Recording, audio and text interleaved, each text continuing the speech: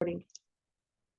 Oh, hello. So recording is definitely in progress now, but that's okay because we didn't need to record all those details about UCLA parking. No. For posterity, we can just review them. So anyways, the beginning of Parshat Vayeshev, Genesis chapter 37, verse 1, page 226 in our time. And this is we're entering this cycle of this group, or rather the last four parshas in the book of Genesis, and they're all about Joseph. They're all about Joseph. So page 226, we're looking at the first, very, very beginning of chapter 37. I love this. Now Jacob was settled in the land where his father had sojourned, in the land of Canaan. This then is the line of Jacob. At 17 years of age, Joseph tended the flocks with his brothers as a helper to the sons of his father's wives, Bilhah and Zilpah. So the line of Jacob, it's really all about Joseph. It's really all about Joseph. So Jacob has 13 children, including 12 sons. Joseph isn't the youngest. Joseph is the second youngest, but Joseph is the favorite. And that doesn't necessarily go smoothly with the family because with 12 brothers, there is no shortage of drama and even competition. So so that's kind of where we're starting off with that. Where did I miss? Okay.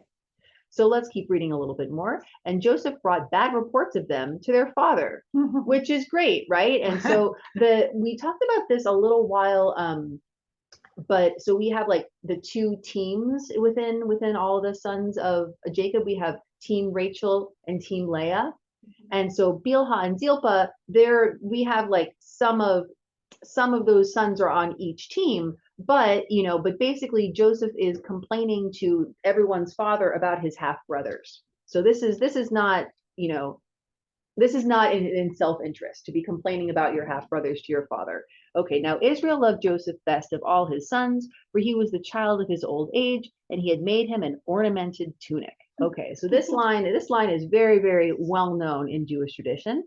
So playing favorites. I mean, where do we start with this, right? I'm thinking about a teacher of mine in Jerusalem, a wonderful teacher who taught me Talmud, and he had me and a couple of other students over to his home for Shabbos one time, which he did with all his students. Eventually everyone got a turn, and so before I ever went to his house, one of my classmates was like, he plays favorites, and the youngest daughter is the favorite kid, and it's obvious. And I was like, huh. That's interesting. And sure enough, showing up there, like, it was totally obvious. I'm not sure how the family dynamic worked in that family, but I've spent a lot of time with my mom in the past few weeks, and she was talking about the dynamics in her family and how the favoritism really affected her and her relationship with her sister, which is something I didn't know. Who was the favorite? My mom was the favorite. Yeah, that's interesting because my husband was the favorite. It was clear, and so I see that it can affect the favorite person too, in a way that has consequences. Right, and so go ahead, please. Oh, sorry to interrupt. No, please. That's what we do here. It's kind of ironic that Jacob hasn't learned any lessons about favoritism because his brother Esau was the favorite of his father. Rachel was the favorite of the two sisters. None of that worked well for him. So Right. Demonstrating favoritism, you think he would have learned that this is not a good. We've had precedents. Right. No, absolutely, and that's a really important point. So Rachel was the favorite wife. Jacob was the favorite son in his family, and even going back a generation before that, we have Isaac and Ishmael, and that I feel like was a little bit more of a layered situation because they're different moms, but still Isaac was the favorite son, and so one would think that it's like, oh, we see that this has problems, let's not do this again.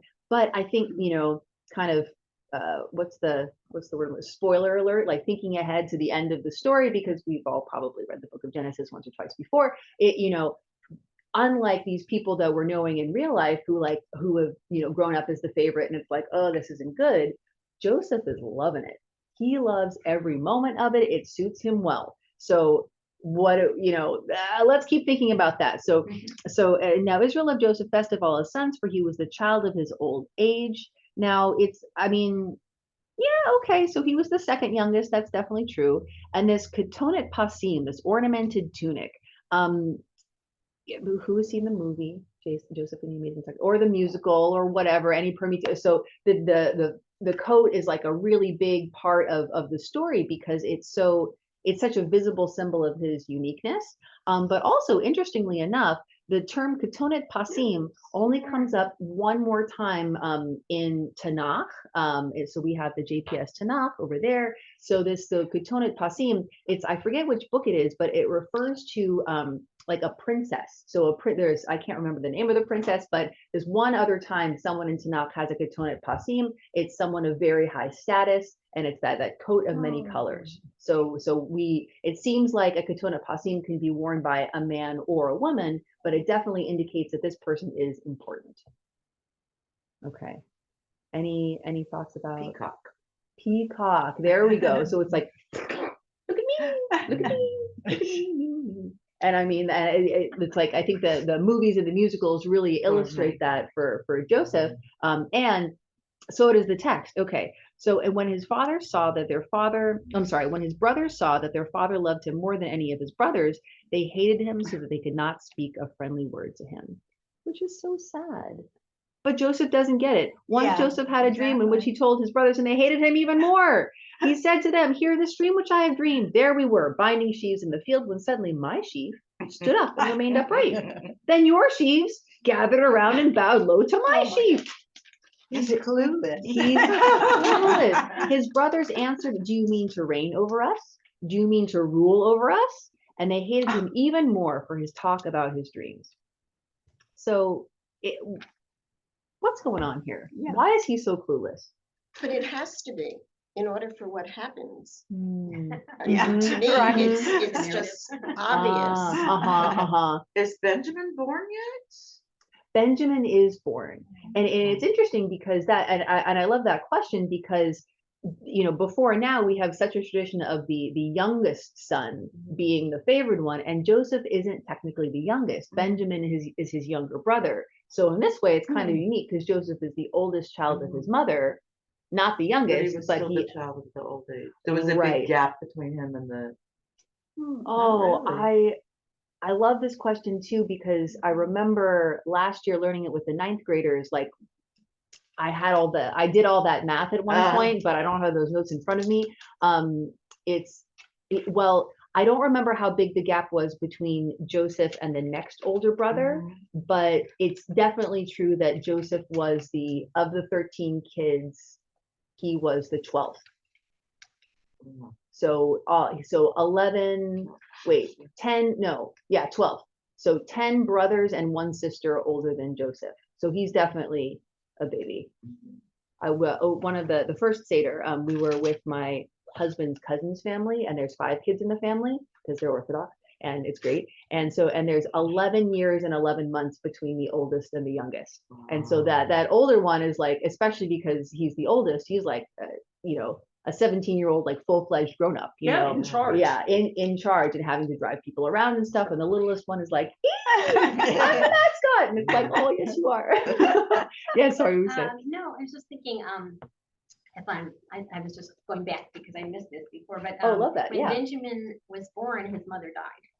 So there is a little bit of that association, perhaps. Absolutely. No, I think I appreciate that, and I think that's a very wise observation, because it's hard to have that child be so favored and lifted up when it's like, oh, but it was sad when you were born, because So no, I love that. Yashikoach, very nice. Okay, so back to this idea of like, here's where the story is going, where it's like the dominoes in a row, they start falling, and so we're waiting for it right now. There's a whole other episode about dreams that is just really the same thing again. And then where did it go? Okay, page 228, verse 12. How we doing? We're okay? Okay. One time when his brothers had gone to pasture their father's flock at Shechem, Israel, meaning Jacob, said to Joseph, "Your brothers are pasturing at Shechem. Come, I will send you to them." He answered, "I am ready." And he said to him, "Go and see how your brothers are and how the flocks are faring, and bring me back word." Did you just purposely skip the other dream?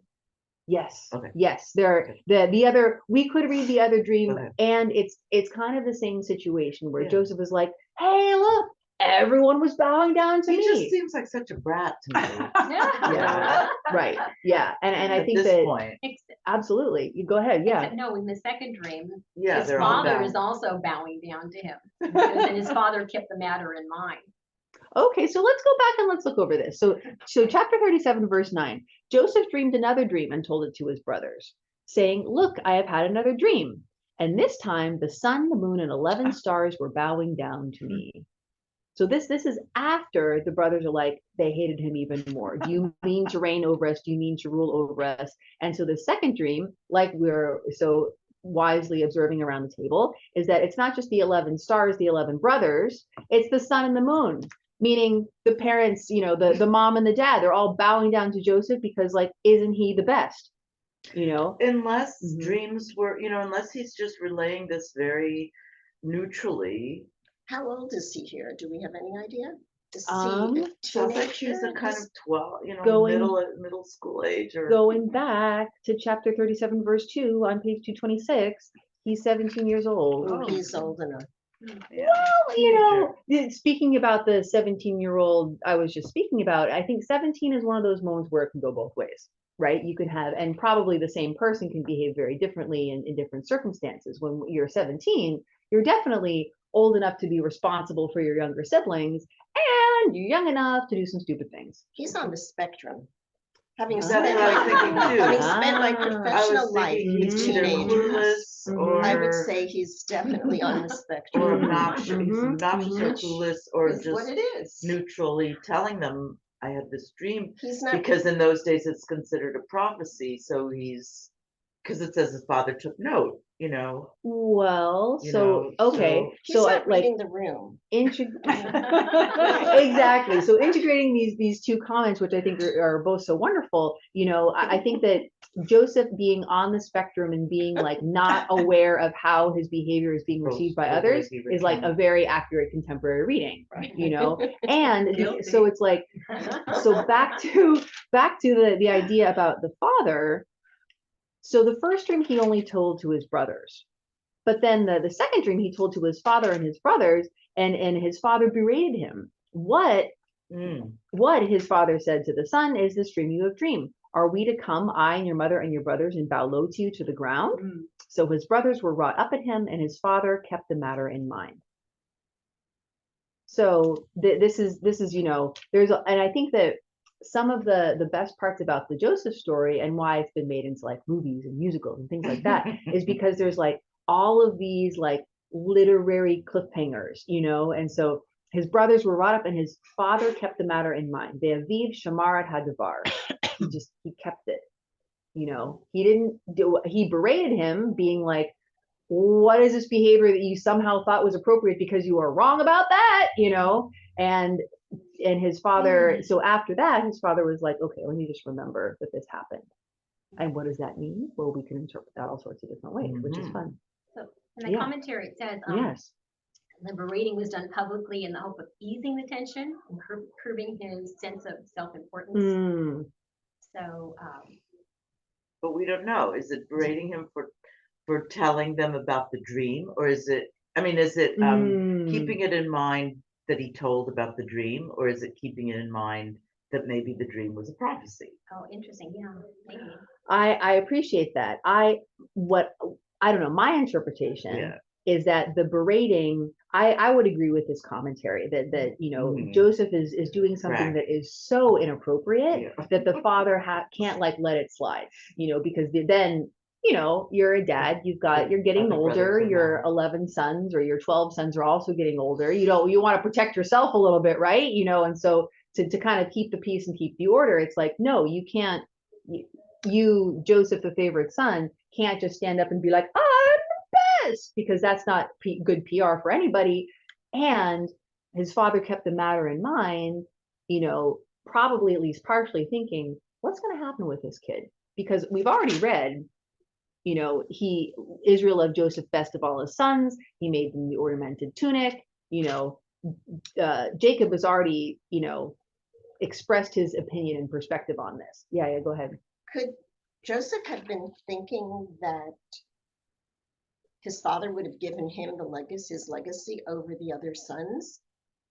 once, I'm gonna go with yes, based on the whole ornamented tunic thing is like, if it's, I'm thinking about like when I was in elementary school and it was like Valentine's Day and you had to bring Valentines for everyone in the class, not just your friends, because you don't want to make anyone Right. feel left out, so this whole ornamented tunic is the opposite, it's like if the teacher in the class was like, it's Valentine's Day, so I'm going to give a Valentine to only Joseph, and the rest of you 39 fools in the room get nothing. It's like that's how to really make someone feel singled out and everyone else be upset. but would Joseph possibly be pushing the father to come forward and leave him his legacy sooner than he would have normally? Assuming he would do it when he died. Was he pushing him? I think so.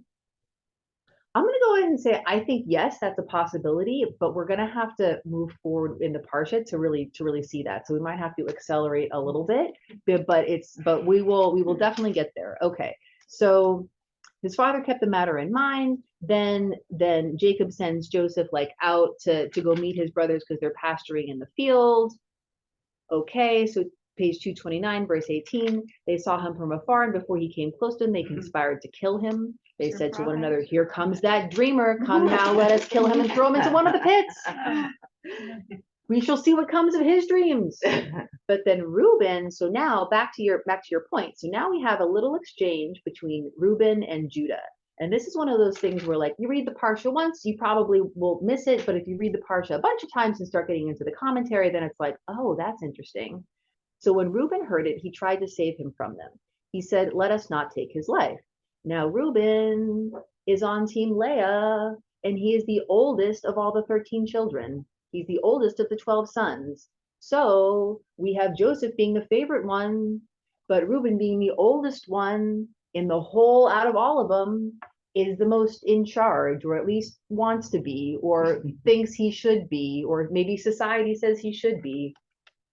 So Reuben, all these brothers are like, let's kill him, and Reuben is like, whoa, whoa, whoa, whoa, whoa, whoa, whoa, whoa, whoa. Let me be in charge here and impose some order on the chaos. Okay, so Reuben went on, shed no blood, cast him into that pit out in the wilderness, but do not touch him yourselves, intending to save him from them and restore him to his father. So Reuben is hatching a plan in his own mind, but he's not telling anyone, and it doesn't really work. Okay, so when Joseph came up to his brothers, they stripped Joseph of his tunic, the ornamented tunic that he was wearing, because it's like we're all, projecting all our emotions onto this coat of many colors, and took him and cast him into the pit. The pit was empty, there was no water in it. There's a lot of drashes on that, but that's a whole other series of classes. So we might we'll keep that matter in mind, but we'll move on. Then they sat down to a meal. Looking up, they saw a caravan of Ishmaelites coming from Gilad, their camels bearing gum, balm, and ladanum to be taken to Egypt. Very expensive stuff. But then Judah says to his brothers, what do we gain by killing our brother and covering up his blood? Come, let us sell him to the Ishmaelites, but let us not do away with him ourselves. After all, he is our brother, our own flesh. And his brothers agreed. When Midianite traders passed by, they pulled Joseph up out of the pit. They sold Joseph for 20 pieces of silver to the Ishmaelites, who brought Joseph to Egypt. Then Reuben returned to the pit and saw that Joseph was not in the pit. He tore his clothes. Returning to his brothers, he said, the boy is gone. Now what am I to do? Okay, so backing up, what has happened here? Okay, so Reuben, the oldest, is like, let's cast him into the pit, but then I'm gonna secretly come back and save him because I really don't want to get in trouble with my dad, and then Reuben is steps off for a while, or what exactly happened? So where did he go? Did he go to take a bathroom break and Judah did this really fast, or like what exactly happened? But Reuben tries to assert leadership, and then Judah comes along and is like, well, I'm going to try to assert leadership. And Reuben kind of asserts leadership by being like, here, I'm telling everyone what my plan is, but secretly here's my plan over here. Now Judah is the fourth son of Leah. So Reuben, Shimon, who was the other one?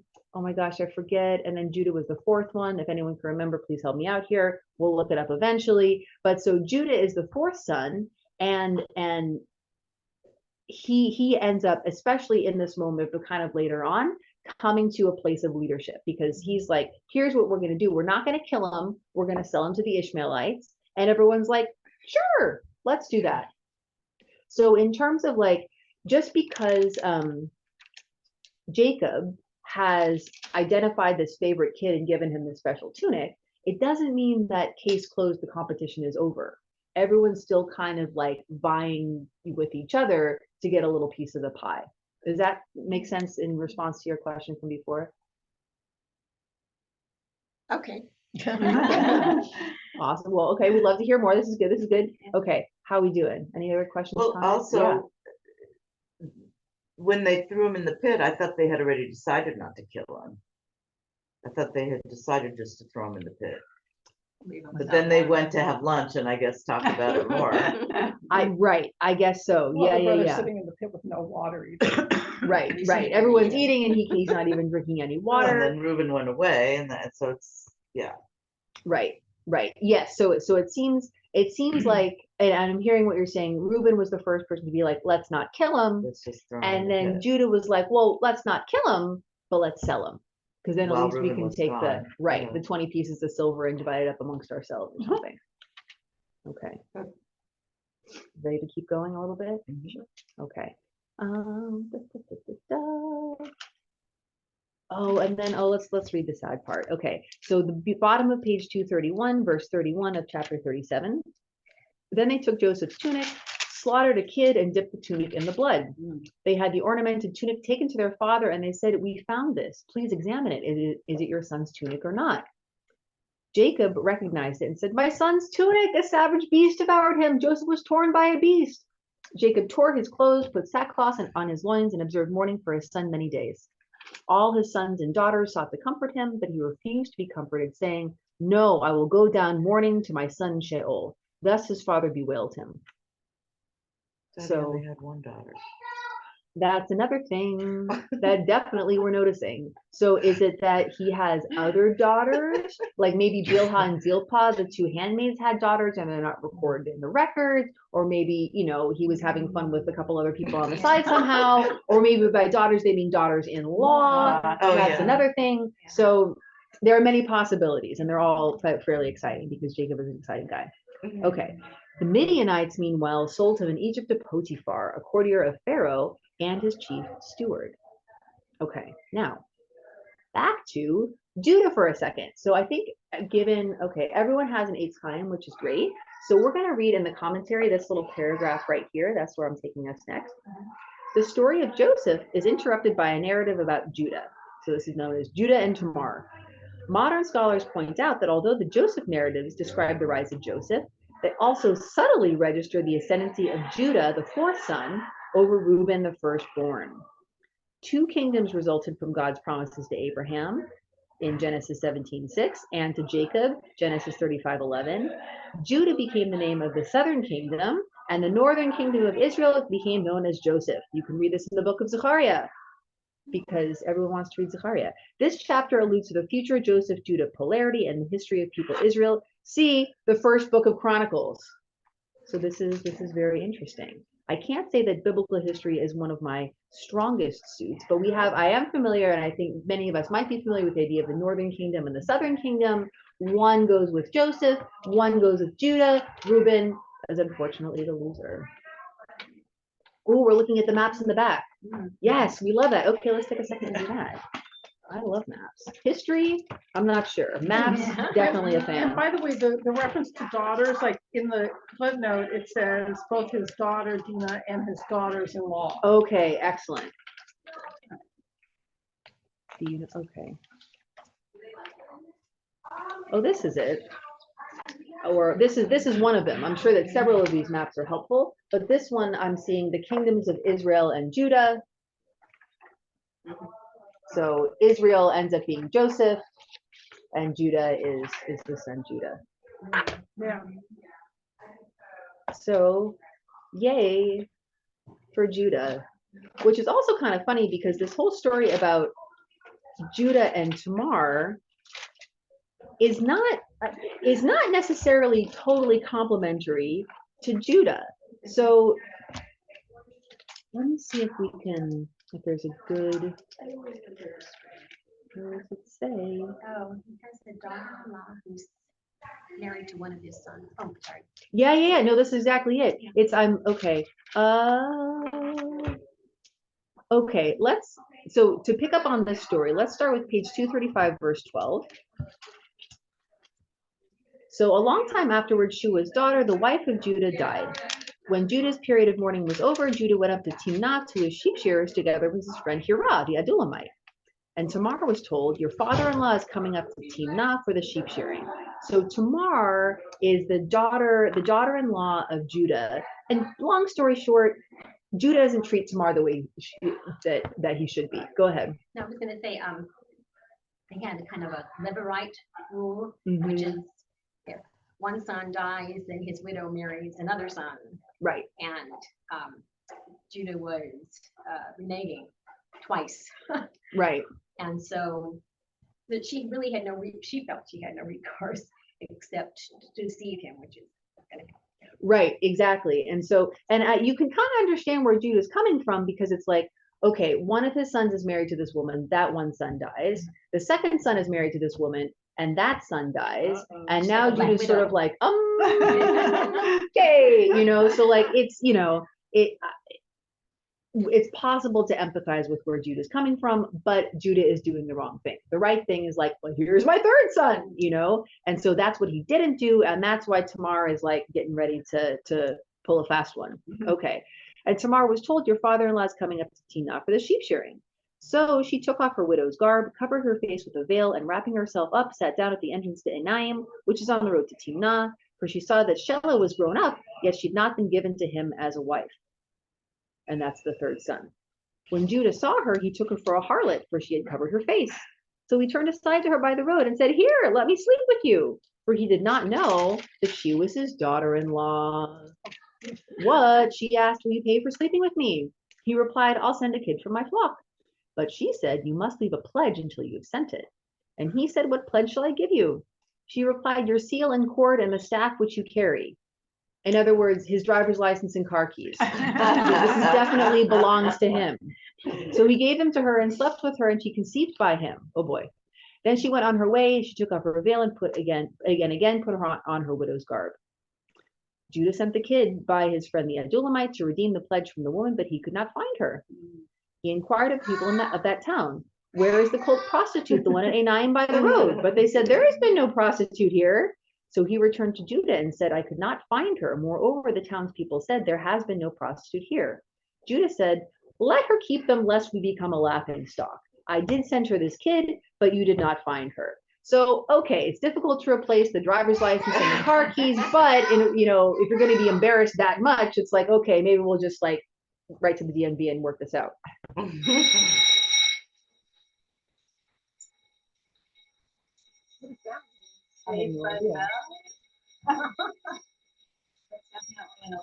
Yeah, that's call to action. Okay. All right, we're gonna pause. All right, we're gonna try to resume the recording. Oh, I gotta put this back in to make sure. Oh, by the way, the way to get to UCLA, just take Westwood, Yeah. turn right one block north of Wilshire, okay? If you turn right one block north of Wilshire, and then after a couple blocks, it curves to the left, it becomes Hillgard. Mhm. And then you take that up to where you turn to the parking lot. Yes, Well, the yes, street, I don't know, I'll try to find that street name. yeah.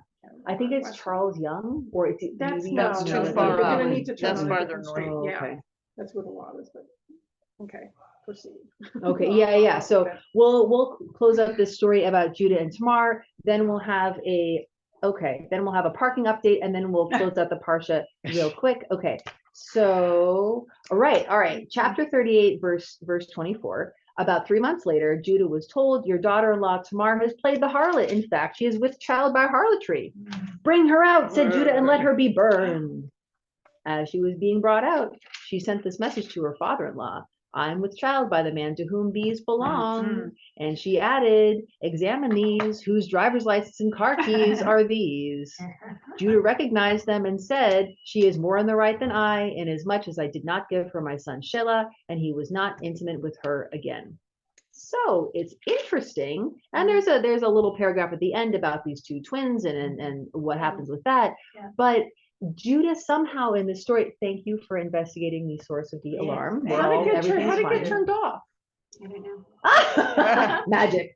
But No, so somehow, even though Judah isn't really that well behaved in this story, I think because he recognizes that he's done something wrong and apologizes for it, which people, of course, don't always do, he gets bonus points for this. Yes. And later on, Mhm. spoiler, is Yes. what he does in the end of the story, at the end of Genesis, with this whole thing with Joseph and his father, and I'm getting ahead of myself. But anyway, Okay. I'm sure that's in But there, but I but- don't remember exactly which part you're referring to. I won't go there because it's too complicated. Well, right. But these- Kara is mhm. Kara's is relate. Hi, Marcia. Kara's Thank is you for is calling related attention to. to the fact that I'm so late. An hour later. No worries, no We worries. can Kara's all is see related you. to the It's story not of a Ruth secret. and then the story of thought I David. So there's that link Ah, between this story and what comes later. let's see if we can find It's in a. 29. Okay, here we go. Yes, the note on verse 29. Breach. Perez from the Hebrew Peretz. Perez is the only name in this chapter for which an explanation is given, a fact that reflects the preeminence of the Perezite clan within the tribe of Judah. The birth of Perez is taken to be a historic turning point. 10 generations separate him from King David. So, because Judah didn't do the right thing with his daughter-in-law, slept with her without really knowing it, we have King David. Wow. I know. It's like that's That's definitely, wild. yeah, it really is. Okay, so we are going to look very briefly at the rest of this parasha. Then we're going to chat a little bit about parking, and then we're going to go support Israel. Woo! Israel! Okay. Okay, so now these are the last two topics that we want to touch on before we conclude for today. Joseph in Potiphar's household and Joseph in prison. Okay, so Joseph is sold as a slave. He's taken to Egypt. He is in the house of a very successful man and becomes really, really well liked in that household. And then chapter 39, verse 7, page 239, after a time, his master's wife cast her eyes upon Joseph and said, lie with me. But Joseph refused. He said to his master's wife, look with me here. My master gives no thought to anything in this house, and all that he owns he has placed in my hands. He wields no more authority in this house than I, and he has withheld nothing from me except yourself, since you are his wife. How then could I do this most wicked thing and sin before God? And as much as she coaxed Joseph day after day, he did not yield to her request to lie beside her, to be with her. And so this dynamic of this, I'm sure beautiful and very, very prominent and powerful woman being like, let's sleep together. And Joseph being like, no, that's the wrong thing to do. Well, first of all, it's kind of like we just heard this story about Judah not doing the right thing in his sexual relationships. Joseph is, despite much pressure, insisting upon doing the right thing. And that's pretty remarkable. And in terms of like, I'm just thinking of not only like how this scene is depicted in the movie Joseph and the Amazing Technicolor Dreamcoat, but also there's a famous work of classical art that describes this. Do people know what I'm talking about? I should have looked that up before, but it's this image of this woman reaching towards Joseph, and Joseph is like, no, and so it's really remarkable that he chose to behave in this way. He certainly grown up. Right, absolutely. This is a whole, and it's interesting when you to reflect on that, because just recently in the story he was like, I'm the best. Don't all my brothers know that I'm the best, which is like, how could a person even do that? And now this is a different sort of like, how could a person even resist this temptation? I love that. It's just like, he's given me everything but you. Absolutely. Everything he's given me. Right. I never And noticed that before. for. Absolutely. And so it's like, kind of You're the only thing. characteristic of Joseph's kind of like tell it like it is-ness, whether, however, is that coming from like because he's on the spectrum or what, but it's like I have access to everything in this household, You're even the like only the special thing that movie he- room, but not the wife. Yeah. So Joseph has this idea, this desire to respect that dynamic. Okay. It's also, Oh, go ahead. oh, I'm sorry. It's also in the comment on the fact that he says, it's not just unfaithful to his employer, his boss, but it's a sin before God, which isn't Absolutely. isn't a phrase that was used a lot in most cases. I mean, not until the time of Moses, where people talk about sinning before God. Interesting. Now I'm curious about when does that phrase or when does that concept first come up? We do have a comment. The third line of argument conforms to the Israelite concept of morality as having its source and sanction in divine will, not in social convention or utilitarian considerations. So again, kind of back to Judah and Tamar. Okay, she's with child. Tamar's with child by harlotry. Bring her out and let her be burned. And Judah doesn't, say she did something wrong before God. And after he finds out, okay, here's what happened here, he doesn't say, I've done something wrong before God. He says she is more in the right than I. So good point. Excellent. And so Joseph is not just thinking about what if, my master catches me, but like God's always there. So God will know about this sin, whether or not Potiphar knows. So, okay. So then what ends up happening is that Potiphar's wife kind of gets tired of it. She accuses him of trying to, go after her and rape her, which is not what Joseph was doing. But the accusation was very convincing, and Joseph ends up in prison. And so Joseph, he succeeded in Potiphar's house. He became beloved and powerful amongst everyone else who was there. Joseph gets to prison and he becomes beloved and powerful amongst everyone who's there. And especially because he can interpret dreams. And so this is again back to the concept of dreams. We're already quite over time. So I'm just gonna, let me skip on page 244 to verse 20 where it says Machtir in the margin. So this is the very, very end of the parasha. On the third day, his birthday, Pharaoh made a banquet for all his officials, and he singled out his chief cupbearer and his chief baker from among his officials. He restored the chief cupbearer to his cupbearing, and he placed the cup in Pharaoh's hand, but the chief baker he impaled, just as Joseph had interpreted to them. So Joseph interprets dreams for people who are in prison, and his interpretations come true.